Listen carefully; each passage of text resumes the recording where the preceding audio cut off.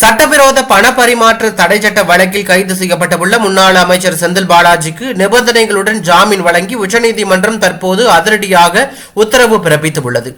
வாரந்தோறும் திங்கட்கிழமை வெள்ளிக்கிழமைகளில் அமலாக்கத்துறை அலுவலகத்திற்கு சென்று கையெழுத்திட வேண்டும்.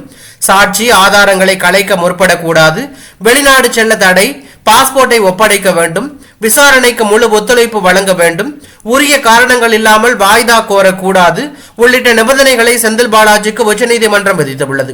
இந்நிலையில் திமுக தலைவர் முதலமைச்சர் மு.க.ஸ்டாலின் விடுத்துள்ள செய்திக்குறிப்பில் ஆருயிர் சகோதரர் செந்தில் பாலாஜி அவர்களுக்கு 471 நாட்களுக்கு பிறகு உச்சநீதிமன்றத்தால் பிணை கெடுத்திருக்கிறது. அமலாக்கத்துறையானது அரசியல் எதிரிகளை ஒடுக்கும் துறையாக மாற்றப்பட்ட தற்போதைய சூழலில் அதற்கு உச்சநீதிமன்றம் ஒன்றே விடியலாக இருக்கிறது.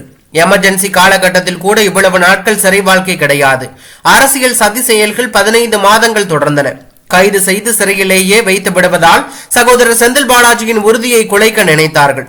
ஆனால் தற்போது உரம் பெற்றவராக சிறையிலிருந்து வெளியில் வரும் சகோதரர் செந்தில் பாலாஜியை வருக வருக என வரவேற்கிறேன்.